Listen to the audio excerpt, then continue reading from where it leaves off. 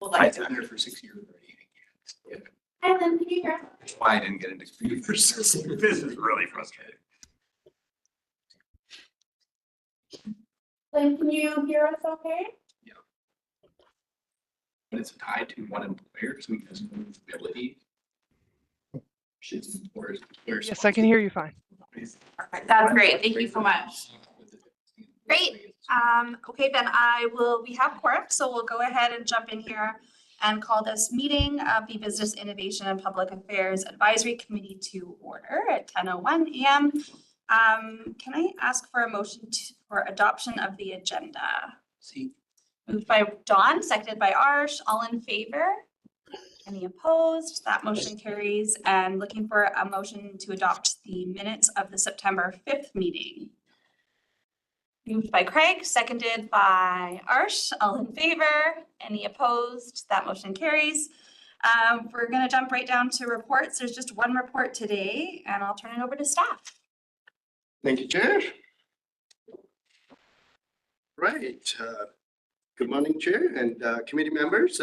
Thank you for having us here today, and I'm pleased to present on this exciting new initiative and new tool that the city is entertaining, and it will be a very good tool for our business community within the city of Abbotsford. My name is Homo Besatia. I'm the General Manager of Finance and Procurement with the City of Abbotsford, and I'm joined by our City Director of Development Planning, Mr. Black Collins. So without any further delay, I'm going to quickly go over this quick report, and happy to take any feedback and questions after we go through a few slides. Again, the purpose is to discuss this new pilot project that the city will be offering starting January 1st, 2025, and mainly in terms of offering a new security, development security for servicing costs for development community.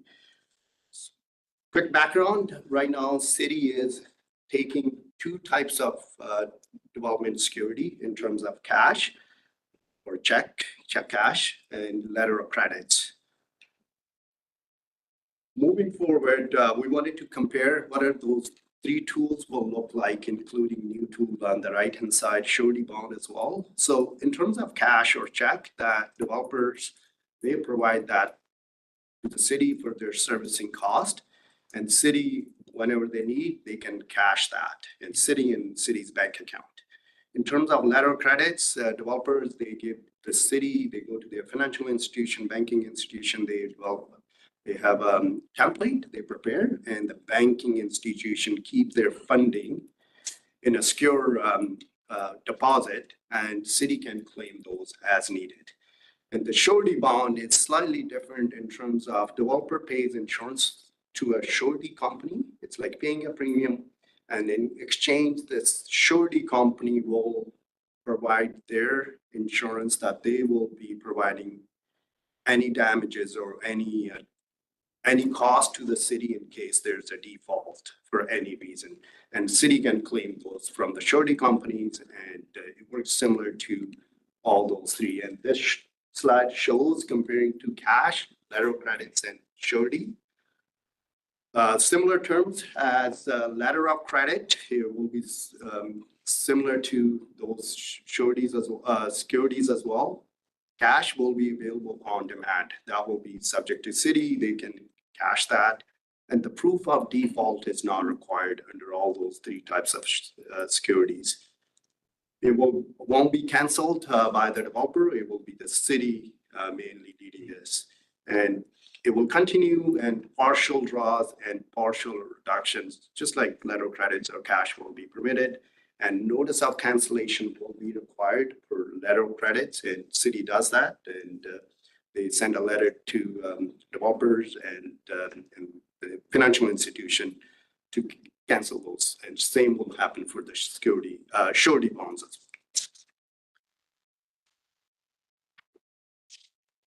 In terms of benefits, why city is looking at this tool and why city is proposing a 2-year pilot project, main benefit is to the developer, and there's a benefit to the city as well, but this helps to reduce working capital for our developers. it will reduce their carrying cost. That could be either interest cost or any other premium they paid if they securing some of the funds to deliver those projects. And having extra cash, extra funding, they can actually expand their project or possibly take on more project within the city of Abbotsford or within any community for that matter. And the surety bond can be less expensive compared to cash or letter of credit. And we said can be in certain, it depends on the size or scope of the project. And in terms of city's benefits, the city will be making more business friendly, and possibly the developer can deliver more project within the city of Abbotsford, and that will help with more housing within the city of Abbotsford. And at the same time, I think this tool is very financially and operationally viable and for the development and the developers.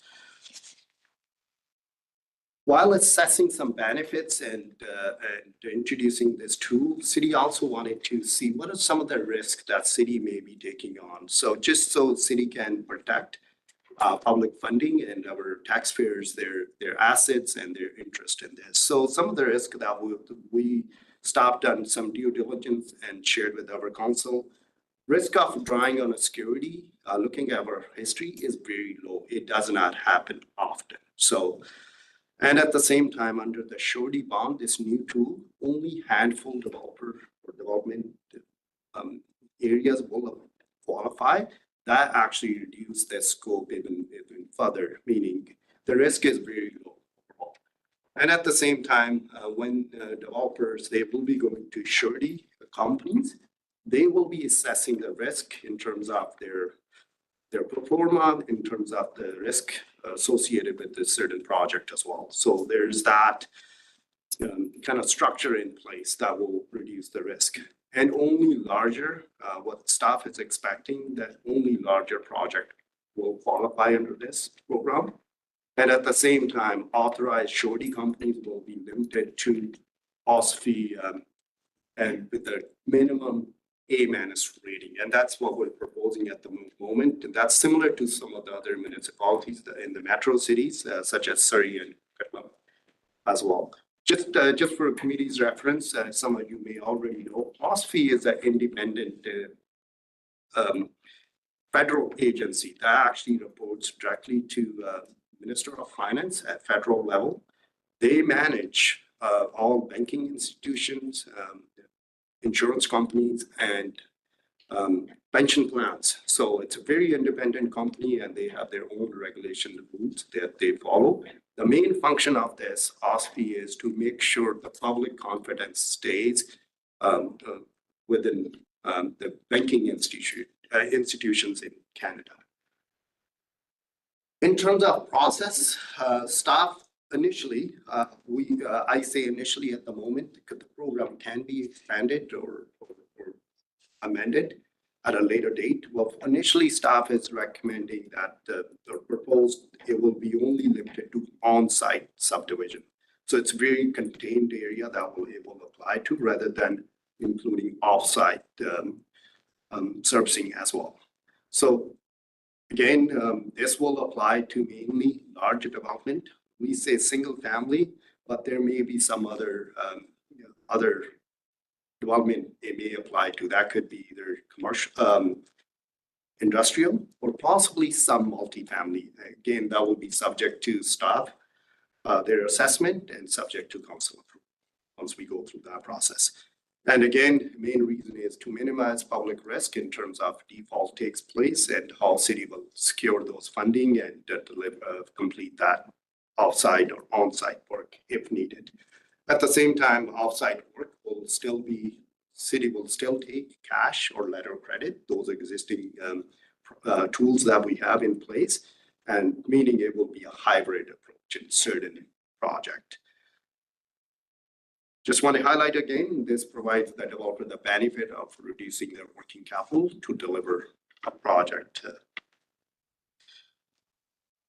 Staff also looked at some of the examples that some of the project may qualify, and some of the project that we looked in the previous year or so that may have qualified. And you can see on the screen there's some major project that the city undertaken and the developers are working within the city of Abbotsford.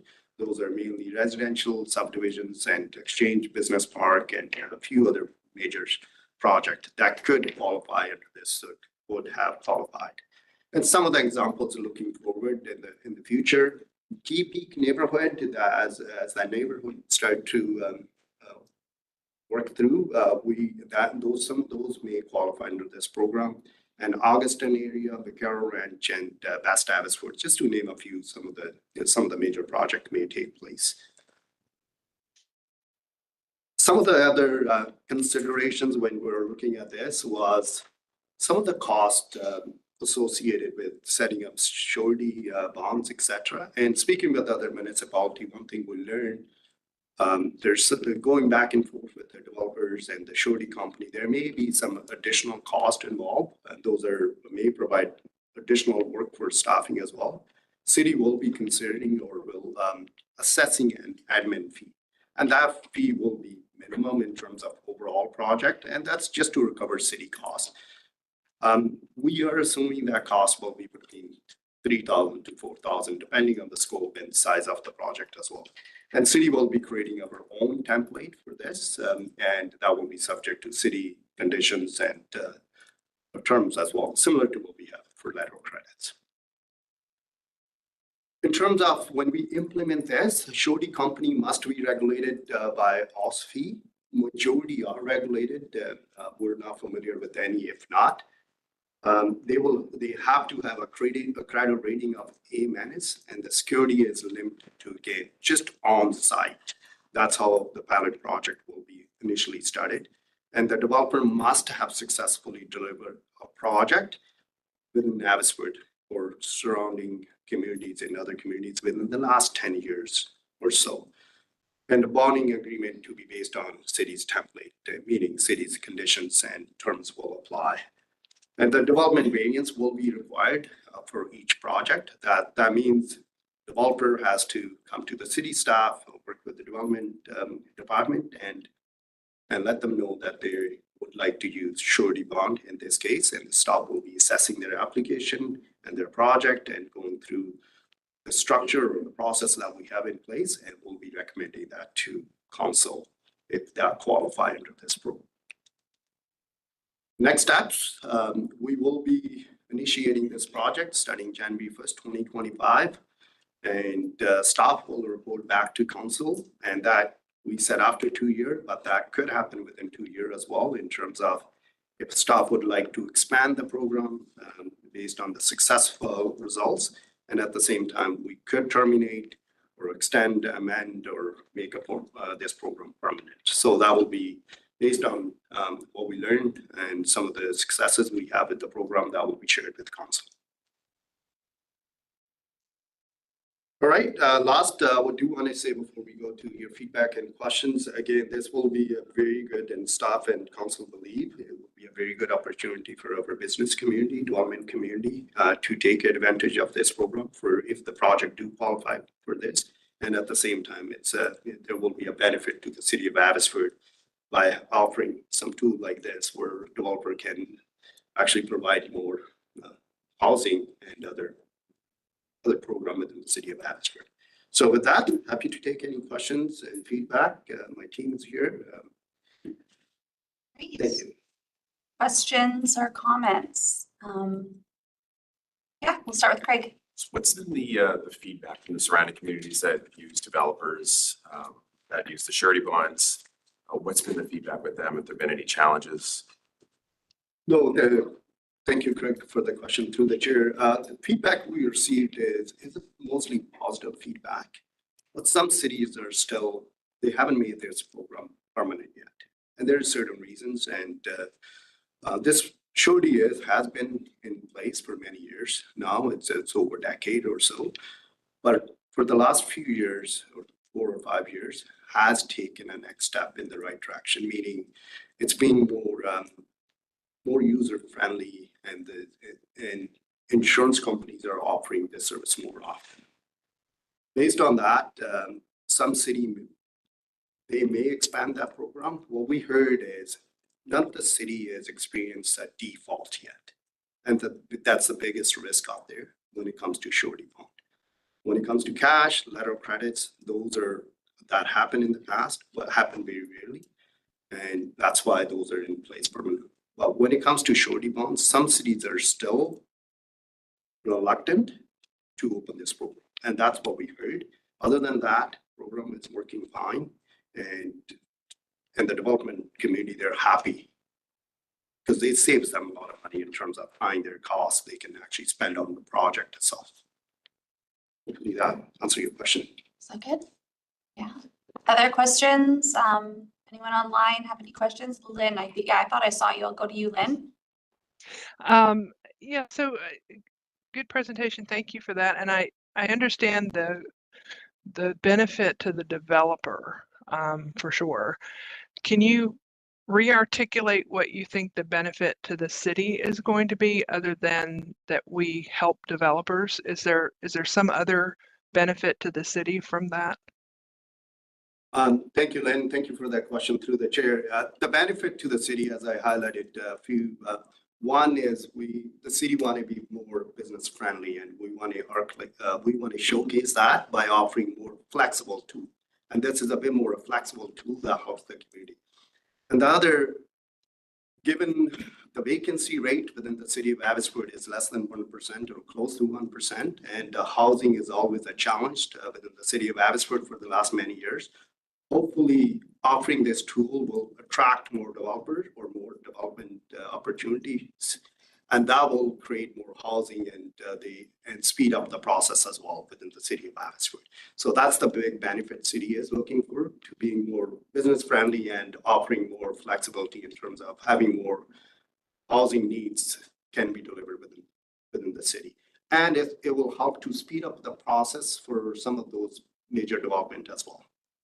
Because developers will have more cash on hand to possibly have more trades and deliver the project on a timely manner. Did you have a follow-up? Yeah, and I did understand from your proposal, I think I did, just correct me if I'm wrong, that we have a way to recoup the additional costs that it's going to cost the city to have this program, correct? That's correct. Staff will be looking at implementing fee in order to have the surety process in place. Yes. Okay, thank you. Good question. Go ahead, Don. I have a couple, to everyone's surprise. When you said staff assessment, so I'm going to play the role of a developer. I'm coming in. I did a project 10 years ago. I did a project 5 years ago. I'm now coming to you guys, and you said each project's going to be assessed. Is there going to be like a scorecard that staff goes through, or is there going to be some discretion? Because discretion opens up obviously issues versus, dude, you only got to 8 out of 13. We need you to get to 9. Is there going to be a hard, fast rule, or it just makes it easier for developers to know what role they're playing? Yeah, thank you, Mr. Campbell. Through the chair, I'm going to start a little bit and possibly look at our director to provide maybe a bit more information on that question. Right now, no, we're not looking at assigning any points for that matter. Just to see if they will qualify. The criteria is they have done a project within the last 10 years, and they're successful securing a surety bond. If they're able to secure a surety bond, meaning their performance is relatively well, and they do have a very good reputation financially with the financial institution. So that's how surety bond will assess their application. If they're able to showcase this, more likely they will qualify. Again, this will only apply to large developers, unfortunately, at the starting, and we'll see if we need to expand the program. But I'll be happy if they can add anything. Thank you. I don't know if I can add any more to that. Just the surety bond and the way that they deal with that insurance company, their risk profile is so small that we're comfortable allowing the surety to kind of vet the customer. And then we have some tangibles in there about we know this customer as well, we know their project, and we're trying to protect the public by only narrowing that scope to on-site subdivision works. So in the event of a default, and we have to go through that process and nobody understands what that default process looks like, we can basically fence the property or do very limited works across the frontage, walk away from a site for the time being until we get it to a point that it can kind of be reactivated. So that's kind of why we've narrowed the scope, but we are relying heavily on the surety bond companies themselves to vet. And it's not an easy process as we understand it. So they'll have their own risk profiles on these developers that will probably be more comprehensive than we would do at staff. On the financial side. Yeah, on the financial side. side. Yeah. Mr. Campbell, just to kind of supplement that information is, this is why the program is a pilot project for the moment, just to see. And that's why, going back to Craig's comment, your question earlier, some of the feedback is, we don't know what the default will look like. That will be subject to surety company providing that. And right now, the program came a long way for the last decade or so. So we have a really good confidence that the program will work. It's just relying on a surety company to do their due diligence and making sure if the default does take place, the city is protected and the public is protected. One of this, if you don't mind. Yes, please. One of the stated goals or outcomes was we have a low vacancy rate, we need more housing, et cetera. So the goal is to attract more development in the city. But if our criterion is, hey, sorry, only if you've done something here before in the last 10 years, it doesn't seem to me like once Langley's built out or Surrey's built out, the guys can come here and take advantage of this because they haven't.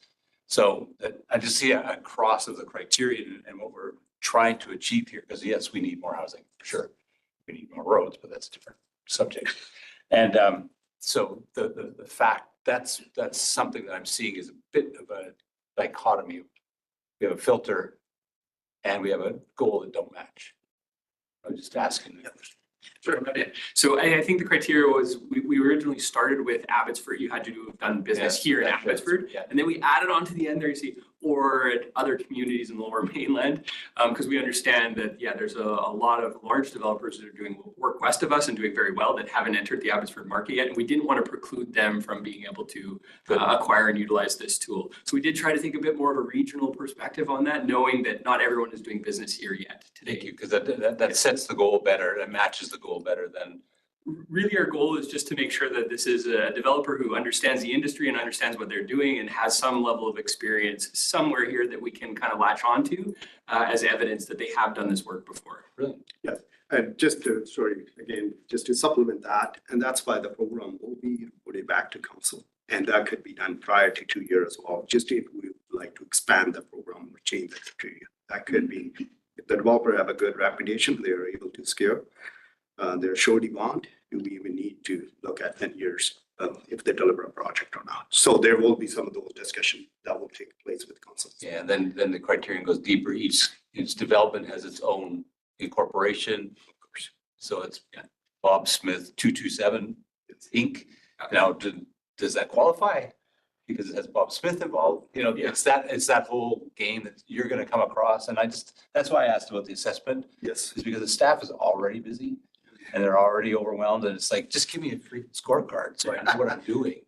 Right. So quite frankly, this isn't something we have a lot of experience with. So we are leaning heavily on that financial institution and that surety bond provider to do their due diligence. And then we have some tangible things that we do deal with every day that we understand very well. Yeah. And kind of blend those two together to hopefully make a successful pilot project, reevaluate, and then come forward with revisions and a permanent kind of option potentially. And it's up to the developer as well to make sure they continue with the same company, or possibly they can tie two separate companies if they have a number of companies. Which they always do. Yeah, We know that. Eastman We know and that, whatnot. yeah. When they go to a financial institution, when they secure their loan as well, they can satisfy those needs for surety company. But main reason on the surety side, but not on the 10-year side. Not on the, You know what I mean? It's just so many intricate pieces. I read too many contracts. I'm sorry. All good. That's all I have That's what you have for now. Any for now. Nicely. for now? That's okay. Other questions? Yeah, Arsh, go ahead. Question.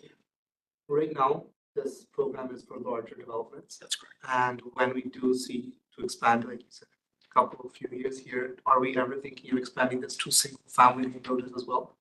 Through the chair, yes, there's always a possibility to do that. Again, it comes down to one of the highlight I made that it may not be viable for developer who does a mom pop business, for example, when they do a single family.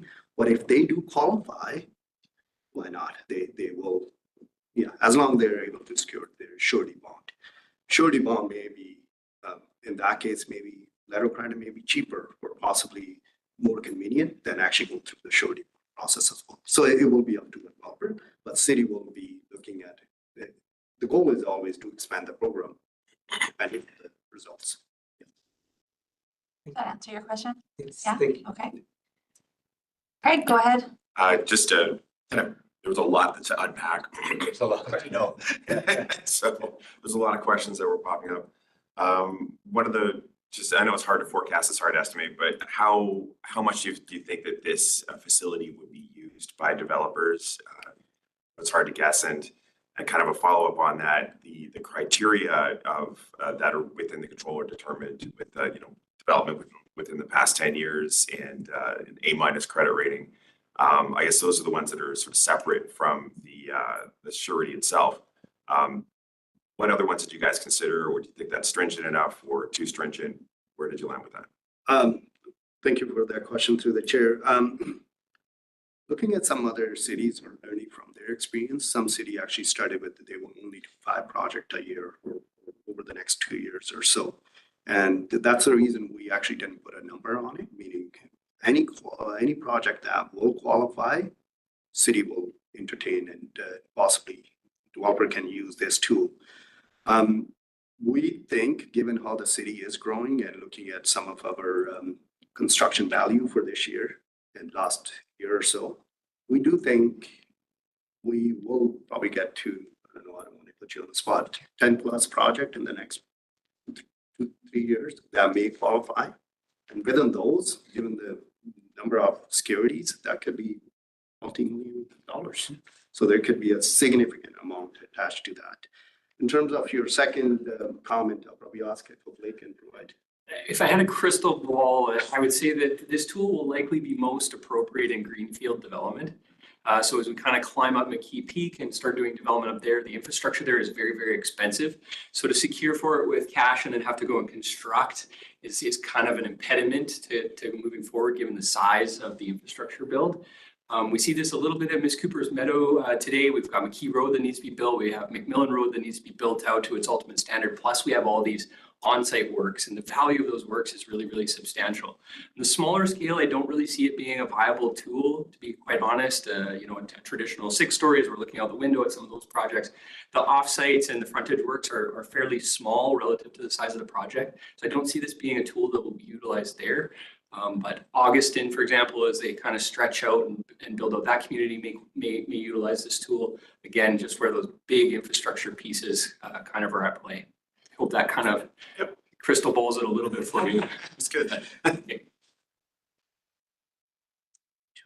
I'll just see if there's any course. questions from someone who hasn't asked one yet. Please do. Before going back to Don, I don't see anything, so we'll go, go ahead, Don. We keep using we. It's the royal we.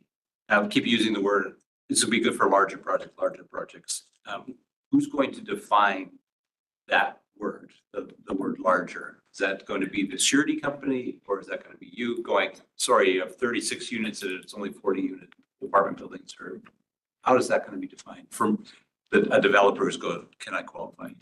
Two original thoughts, and then maybe all you can fill in. So one is, yes, the surety is probably not going to take on smaller projects anyway. So there's a bit of a filter there by the broker or that industry itself. Then 2, what was my second thought? Really, really good one. Yeah, I'll have to come back to the second one. Maybe I can fill in some information by the time you think about your thoughts. Learning from other cities and speaking with some surety companies, what we realize there's no limit in terms of the minimum or maximum. It could go to $15 million surety upward, or could start at $500,000. That goes to Harsh's question as well, will the smaller developer, will that apply to them as well? So city will not assess it based on the project for that matter, but depending on on-site, if they don't have enough on-site, it may not worth it. So that will be some of the recommendation that staff will be discussing with the developer. And that's why one of the comment I made while going through our PowerPoints that if developer is interested in this tool, they will be speaking with our developer team. And depending on that, our staff will be assessing and discussing some of the pros and cons. Hey, you should do this and possibly look at that. And that will be up to the developer to make that. Because end of the day, they need to make their performance better. And if financially makes sense for them, operationally it works, I think that will be up to them to decide. So the surety bond company will be once again a major That's major major. Yes. filter for us, which is us I'm talking about is the city. So that's good. That's good to hear. But larger, it doesn't matter. Like It if does not. Arsh's friend has bought 3 lots side by side and it needs a whole bunch of on-site, but On-site, I just yes. don't. Yeah, if you need a cul-de-sac or whatnot, and water main, sewer main, sure, can be And if we as do- long as it's on-site. And if we do it online, like if there's hey, if you're gonna do surety bond, here's 17 things to consider. That would be really, really helpful. We'll definitely have some tools that You will will. wrap around this. Great. We'll have a sample agreement, as Perfect. Mr. Beth had said earlier. My second thought there was that the pilot program is just for on-site works. Yes. So when we're talking about on-site works, generally speaking, that means subdivision, that means greenfield, that means larger already. So that in itself is a filter. Abbotsford is primarily an infill community. We do have a couple of greenfield pockets, and those are the sample projects that we use where we think that this tool might be more robust or more welcoming for the developers. Yeah. Beautiful. Thank you. Any other comments? See any? I thought I would clarify or ask staff to clarify that this initiative came from developers, that's why it's being brought forward. It was an ask from people in our community, or can you maybe just unpack that a little bit? Yes, thank you. Through the chair to the chair. Yes, it came, the request came from the developer because they looked at other cities and some of the developers wanted to entertain this, and staff was aware of this program, but then they done their due diligence and offer this a good timing for staff to move forward and subject to council approval. Specifically, it came from UDI. Oh, right. Yes. Great, You built okay. a group of developers. Yeah, Yes. trust. So, Wow. Just not individuals. Now but internally, they're- there was probably certain ones that were championing. Oh, a little you bit know more, this, but yeah, but- UDI was UDI. was official. Well, that's a strong message. So that's a good place to get some advice from. And then the other communities, maybe just confirm how long other communities have been, there's the ones that are using them sort of in our area, how long they've been using this method for. And you said no one has experienced any defaults, right? yes, at least through the chair, at least we haven't heard anything. Yeah. No feedback in terms of default. But some cities has been using this since 2016. I Okay. think that's probably one of the Surrey done that program. Okay, And initially they started as a 2-year pilot and they keep extending, and then with COVID and whatnot. But I think lately they extended this program 3 years, if I'm not wrong. Okay. Yes, but the program has been in place but it has been modified or changed over the time. okay. Sorry. Yeah, Don, I'll go to Don and then Craig afterwards. Yeah, go ahead, Don. We're gonna rely a lot on the surety companies, it sounds like, which is great.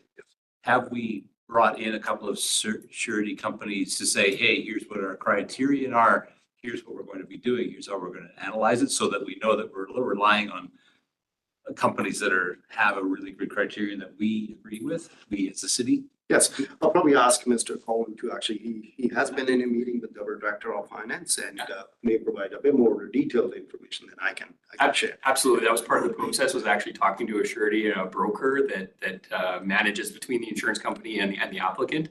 And we asked a ton of questions about the risk profile and how these tools work. And the reason that this is coming forward now is because over the last 4 or 5 years, the instruments actually evolved, and the conditions that we can include now get very, very close to alignment with an LOC. Historically, those tools were kind of two different pieces, and it really felt like this was insurance that the city would then have to go and fight with an insurance company to execute.